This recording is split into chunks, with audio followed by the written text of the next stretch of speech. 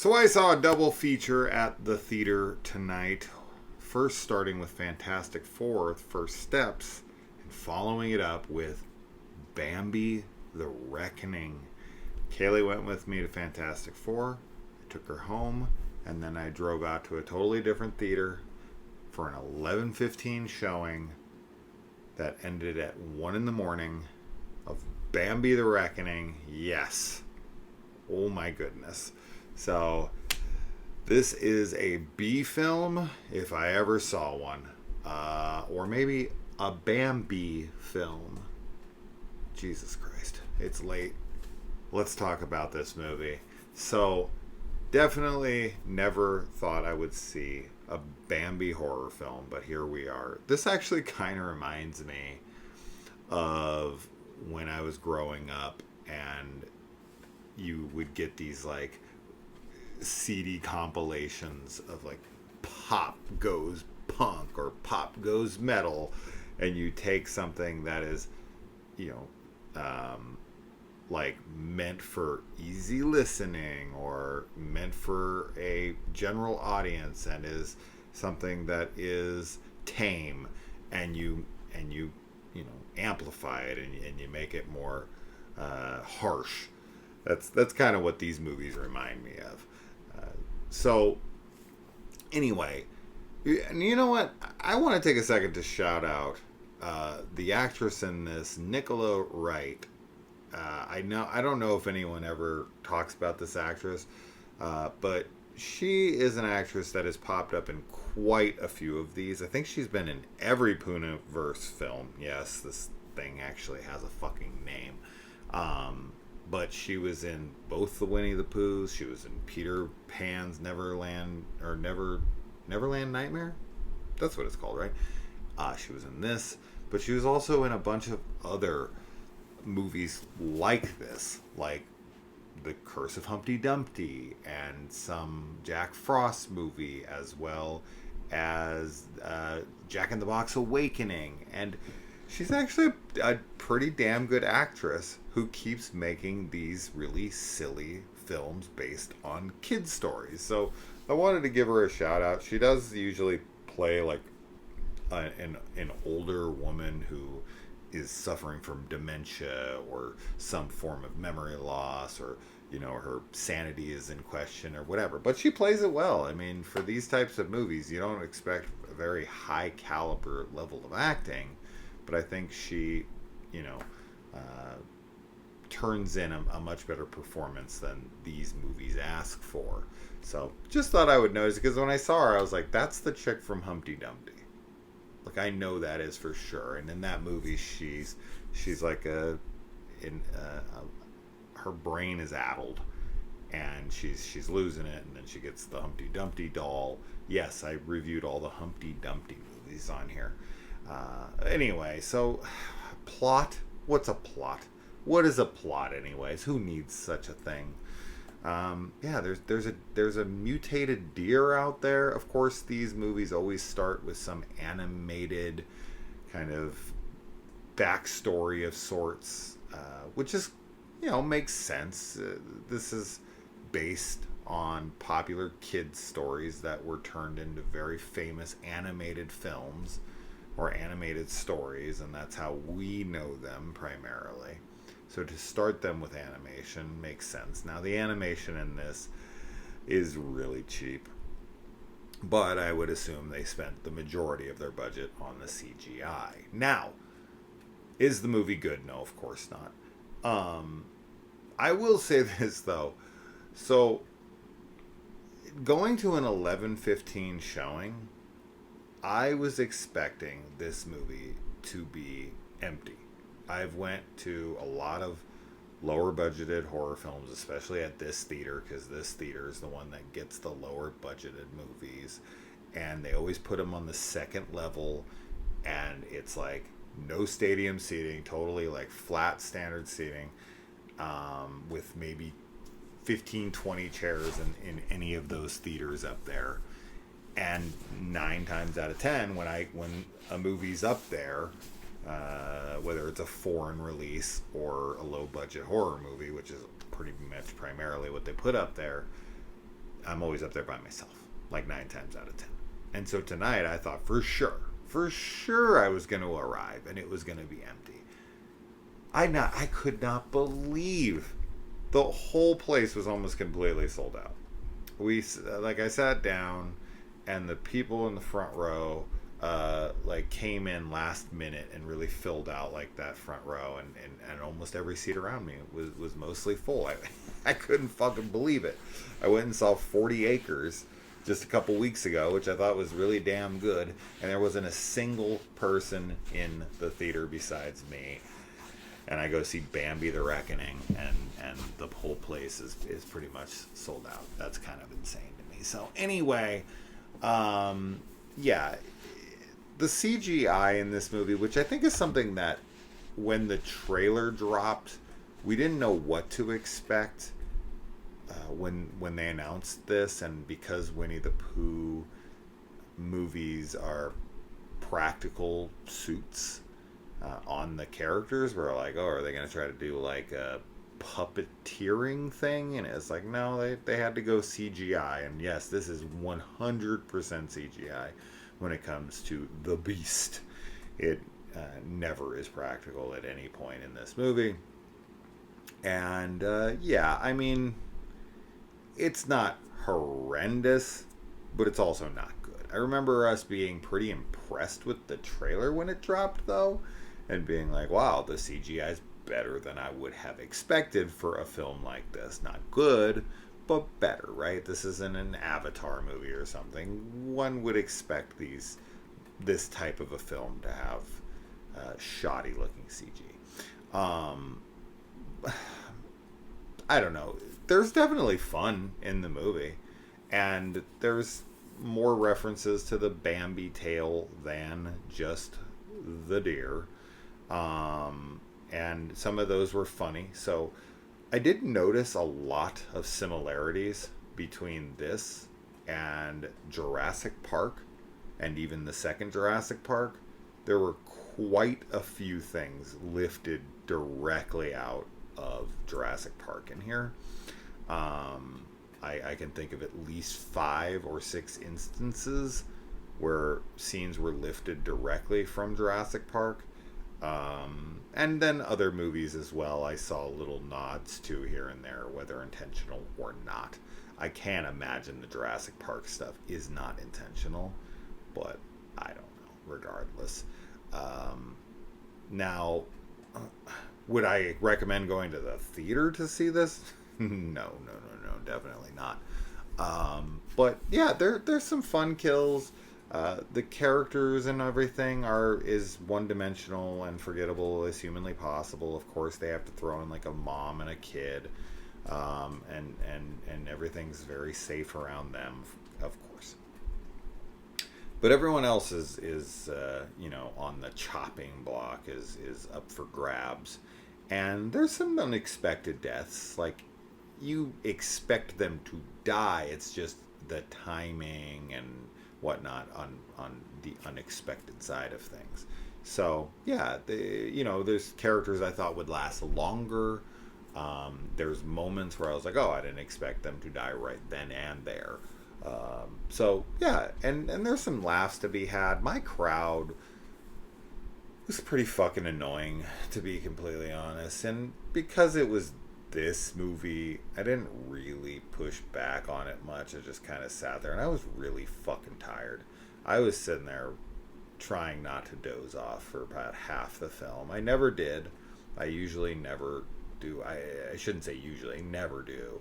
I don't know if I've probably fallen asleep in a film once or twice, and it's probably been for like 5 seconds. It never ever really happens, but man, I was really fighting it. But yeah, I mean, the crowd was just talking a lot, like very out loud, and the guy behind me kept kind of kicking the back of my chair. It wasn't on purpose for sure, because if it was, I would have fucking 1000% turned around and said something. But it was more, he was just fidgety, and his foot kind of kept knocking the back of my chair, and there was just a lot of that going on, a lot of conversations with each other. People thought they were being funny, trying to like Mystery Science Theater 3000 um, riff track it, and it was like, you guys aren't funny. Like, nobody said anything that was funny at all. And I mean, the rest of the crowd also agreed. Nobody laughed anytime anybody said anything. So, although the people behind me did get into like a laughing fit where both of them couldn't stop laughing for like 2 or 3 straight minutes. Not at anything that happened in the movie. I don't know what the fuck it was, but they got up and like had to leave the theater because they couldn't. And then they dropped something and they came back and they were looking for it behind me and they're like, "What did I drop?" And moved. Oh, it was terrible. It definitely. I don't know. As I said, with this film, I don't really need to be paying that much attention to this film because there is literally no plot to the film at all. There's just like a excuse me. There is like a mom and a kid, and they're trying to go to meet, family friends type thing, and the dad's supposed to be there, but he's not. And yeah, they encounter a killer deer, and the deer is coming after him, and then we find, we also follow some poachers or hunters, and that ends up being like the main plot thread. As far as Nicola Wright's character, the grandma, how she ties to this story, like other than she's just a part of the family, like there's something she's doing where she's drawing and saying the name of the character, which I do have to wonder who Bambi is. That's all I'll say. But regardless, I didn't really completely understand what was going on with her. Now, in the previous Poonaverse films, in both Winnie the Pooh's and Peter Pan, she plays all completely different characters, so she kind of gets to play new people in all of these.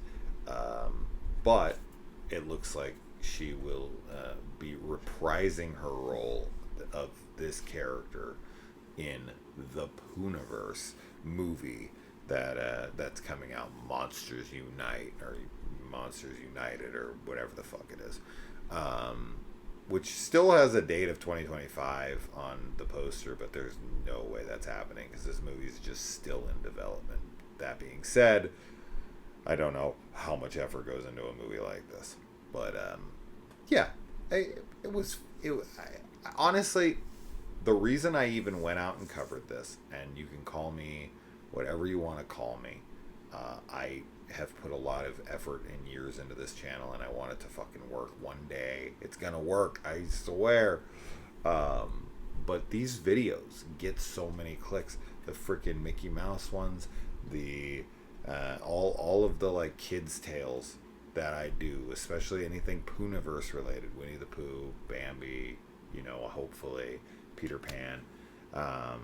But yeah, all those damn Popeye movies, they all do super, super fucking well. But I've always watched them post theater months later, and I was curious on how one of these would do,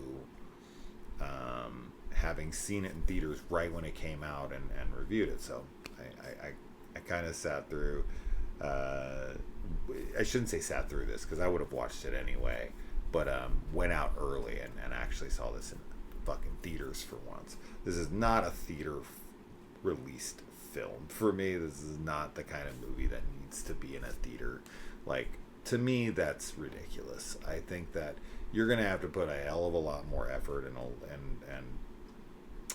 put out a much better film to actually ask people to leave their house and spend an exorbitant amount of money on on something like this, a product like this. I don't think that this is theater worthy. I think that these should be straight to VOD unless they were to come up with something better than this, because they're joke films. I mean, nobody fucking takes these things seriously. The films are weirdly very serious, though. There's very little humor. I mean, some of it's purposefully, like, somebody dies the way they die, whatever, it's funny. But the stories and the way that they're delivered from the actors is with sincerity. It never is trying to appear silly, which, I commend them to some degree for taking this more seriously, because I think the go-to option for a lot of filmmakers would be like, yeah, this is tongue-in-cheek, this is stupid, let's not even, let's not kid ourselves, we know what we're making here, let's be self-aware. And because these are like not from the United States, I think they're British, right? These are British, I think.